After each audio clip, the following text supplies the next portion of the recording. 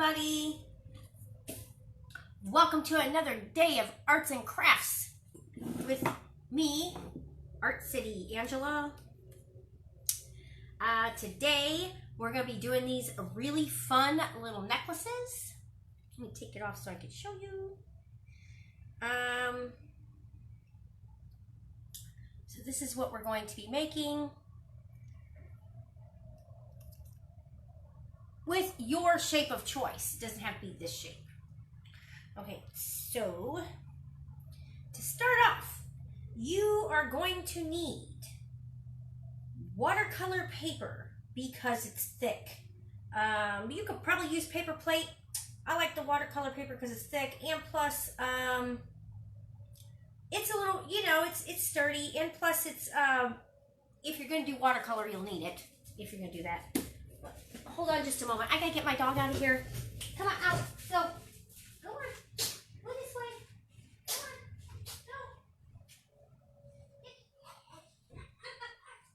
on. Go.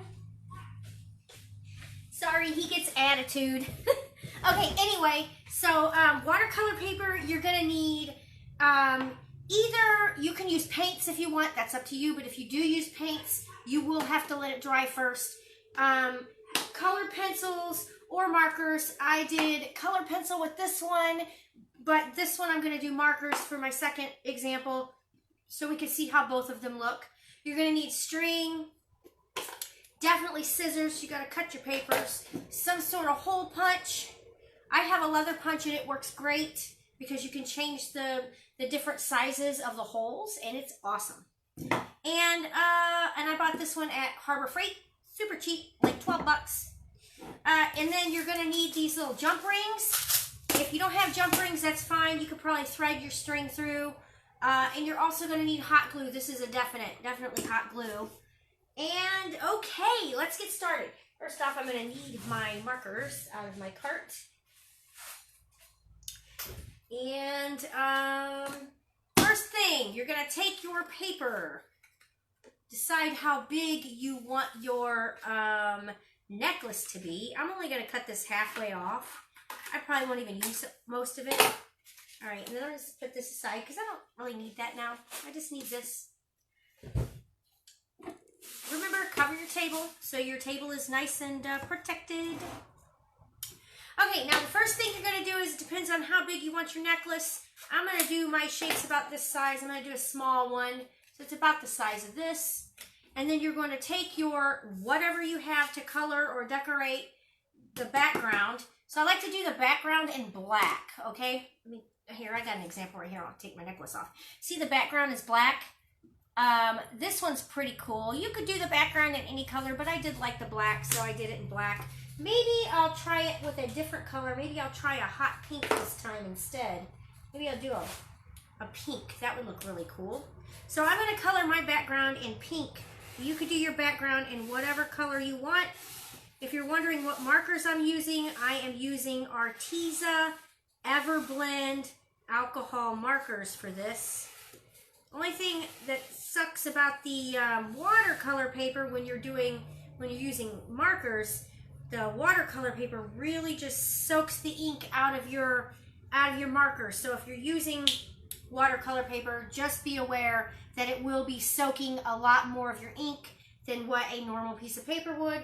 But however, you do need the thicker paper if you want this to kind of withstand the day of you walking around. You could also use cardboard, and you could paint the background with acrylic paint. Acrylic paint dries pretty quickly. All right, so now that I have my my background done, make sure you plug in your hot glue gun now so you don't have to do it later and then wait for it to get hot, all right?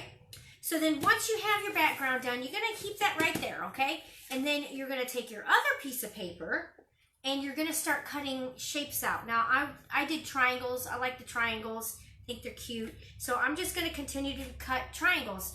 And the way I kind of like to do it sometimes is I'll take a strip of paper and then you just start cutting like that. Now remember, with watercolor paper, when you're using this, one side of your paper is going to be like not as fine as the other side, and that's because you paint on the side that's a little rougher. unless you have really smooth watercolor paper. I mean, they do make it. Okay, but anyway, you're just going to continue to cut out triangles, but the side you're going to color on is going to be the rough side. So kind of keep an eye on what the rough side of your watercolor paper looks like, okay? And then just continue. Depends on how big you want your necklace. You may not want your necklace that big at all. If you don't want it really big, like a statement necklace piece, then don't do it. All right, so there's some that I cut out. So now that I have those cut out, the next step I'm going to do is we're going to color our triangles, squares, whatever you decided to make your geometrical shape, okay?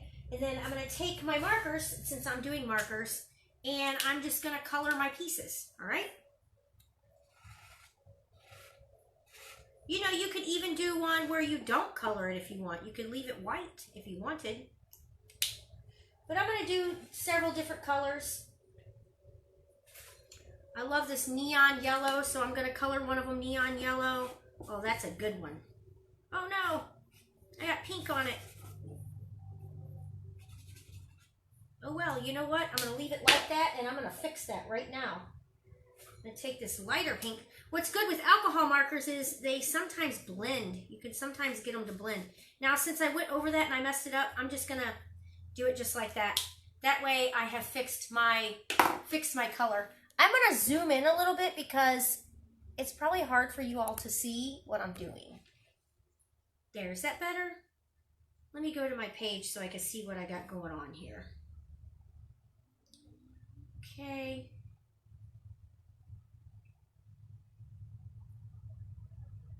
Goodness, I'm having a problem seeing my page. Sorry a second, I'm having a little bit of a technical difficulty here.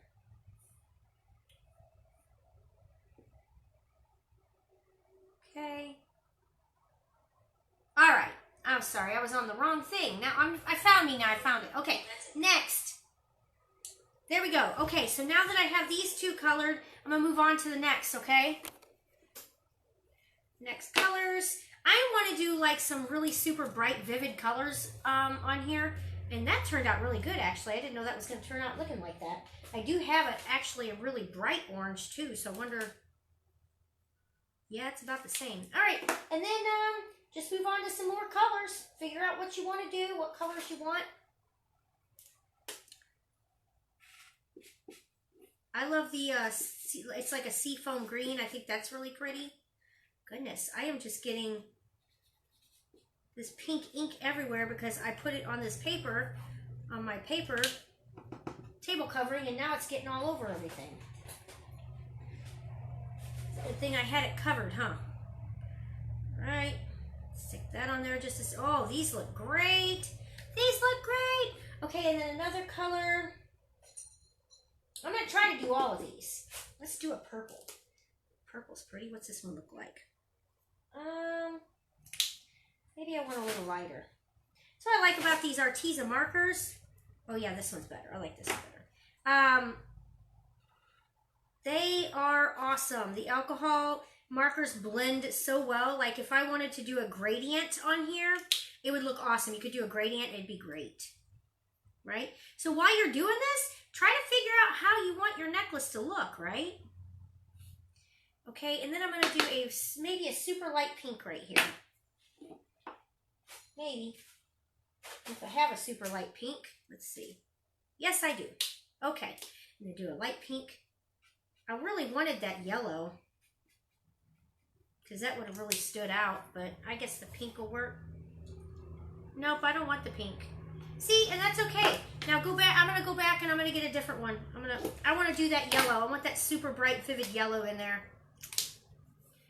And you got to be thinking about what colors look good together too. You know what I mean? So like what colors complement one another. And if you don't know, there is all kinds of apps out there where you can get like a color wheel. It's called Color Wheels, or they have all different names for them. And it'll show you like complementary colors of one another, which is really awesome. So now you just got to figure out how you want your necklace to look. I think I want mine to look like this. All right? Once you have it figured out and you got it laying there, the goal is to get your if you can see this, you want all of your lines to be kind of equal in size. When I say lines, I mean the lines in that's in between these lines right here that are in between. See, mine aren't kind of very straight on that one, but these, maybe I could get them pretty straight. So then after you figured out how you want, what shape you want your necklace to be, you're going to go through and we're going to hot glue them onto your background, the first piece that you colored. So leave it the way you have it so that you know how you're putting it back on there, right? And then just put a little hot glue dot. Don't put a lot on there. I just put too much on this, I think. Put a hot glue dot on there if you put too much on it, or you could do it on all the ends of it too if you wanted. Push it on there. I'm trying to get it to where that glue don't seep out the sides, which it did. If it seeps out, try to pull it off, but try not to burn yourself. All right, and then do that along with all of them. I don't know how you had yours. I just messed mine up, so I hope I didn't forget how I had it going there. Is that how I had it? Oh, I don't know now. I think I messed up my shapes. Yeah, like that maybe? Nope.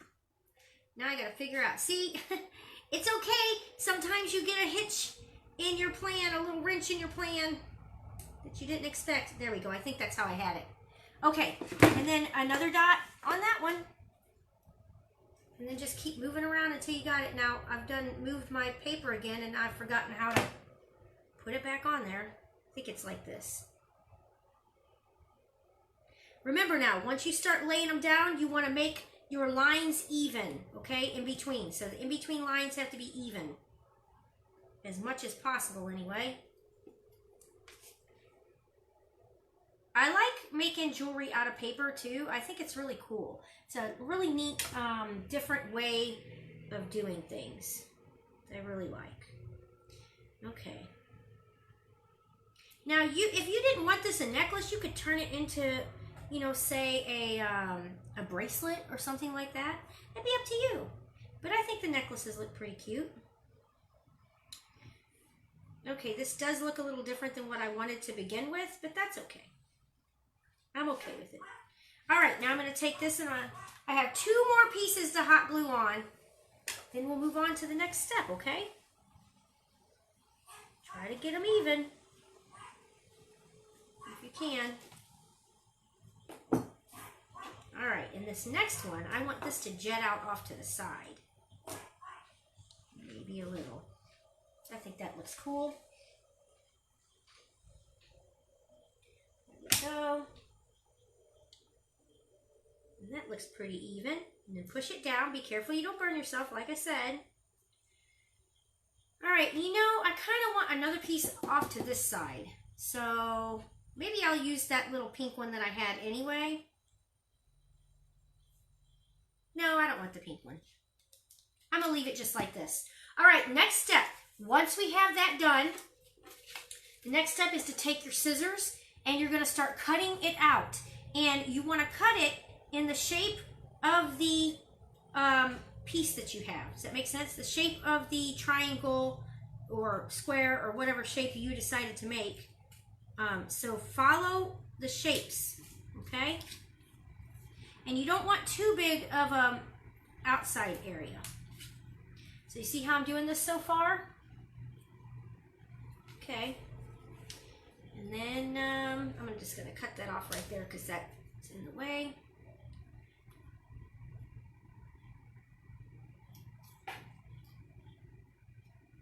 That.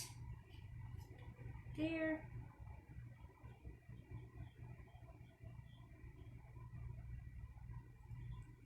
It's not easy to do. You really got to take your time at it. It's better to make the lines bigger than smaller because then you can always go back and cut some off, right? If you don't do that, then it makes it worse because then it's too small and then you can't go back and fix it how you want it. I think smaller scissors would work better with this, but I don't have any smaller scissors. like the scissors that Miss Marion, the snowflake lady uses. Those cuticle scissors would be great. All right, and then just keep cutting around it. See how I have some pieces, wait, you can't see because my shirt is the same color. There we go. Some of my sides are thinner than other sides. You see that? So I messed it up. It's all right. It'll be okay. It'll be all right. All right, and then just keep doing it till you get your whole piece cut out. Now, if you wanted, like, I would make a big statement piece with this, like a really big piece necklace, because those look really cool. Statement necklaces. Also, when you're done with these, if you have some kind of thing that you can put on it to preserve it, I need to look into that more. If I figure it out, I'll post it in the comments below this video so you all can know what you can use. But like something to protect the necklace in case you accidentally are outside and it starts raining or something, you know. Okay. Now once you have that, the next step is to take your hole punch. You want to figure out how you want your necklace to sit, right? I don't know how I want mine to sit. So figure out, I think I want it like this. Where you want it to sit, and then you're going to punch holes in it. So I'm going to open my hole punch up, and I'm going to put a hole here. Wait, yeah, a hole here.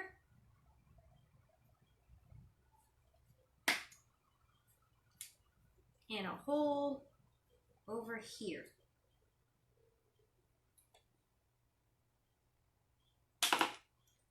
There we go. Now I have my holes punched. Now, this is the step. If you have jump rings, that's fantastic because jump rings will, I like jump rings a little better than just sticking the string through it, but you could do the string. You could do just string if you wanted and it would work just fine. Okay, so then take your jump rings. I have big ones. I have a bunch of different ones because I do all kinds of art. I do jewelry, all kinds of things. So then, and these are pretty easy to pull apart. If you can't pull them apart, you're a small little thing and you're doing this project, then just have your grown-up help you or get some pliers to do it. I've been doing this a long time, so I'm pretty used to using my fingers with the jump rings. So there's one, and then do the other one. I can find the side of it. Not wearing my glasses, so it's not as easy to do. There we go. And then close it up. Now we have our jump rings in it, okay? Next step is the string. So you're gonna take your string, cut a piece off, and you can always shorten it. Then you're gonna take your string and you're just gonna feed it through, okay? Just feed it through your jump rings.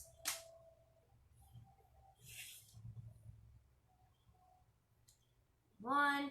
Now what happens is if you did it like this, the string will go through the back of it. This. Oh, that turned out so cute. So cute. Yes, most definitely like this one. A lot. I love the pink background. Okay, and then what you do is, basically, you just tie it around your neck. Okay, so I'm going to take this one off. I'm going to tie the other one. So just tie it around in a little bow. They turn out looking so cute. You could do them with markers, paint. I think paint would look really good with these. But how cute is this? You can make your own piece of jewelry. Say you have a outfit that you don't have a piece of jewelry to go with. That's okay because you can make your own. Right? Who needs it? Just make your own. Oh, this is so cute. I love it so much. Actually, I need to hang it a little lower. It's too tight up here. But anyway, so that's how you do it. That is a little geometrical necklace. You can do them in bracelets. You can even make earrings out of them if you have the earring posts to make like little earring studs. Or you could do little dangle earrings. I make earrings. I do leather earrings and faux leather earrings. And I kind of use shapes like that as well.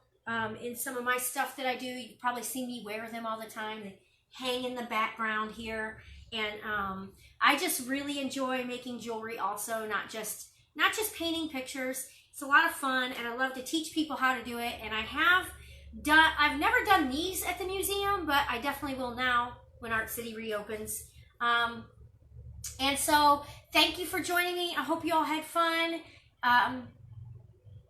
If you want any information on City Museum, go to citymuseum.org. It has all our informations on there. If you want to catch any of my other videos that I've done, you can go to our Facebook page or citymuseum.org, and that will tell you, that'll bring up all the videos that City Museum has posted on there and all of our archives of our videos. And until tomorrow at 11 o'clock, see you then. Thanks for joining.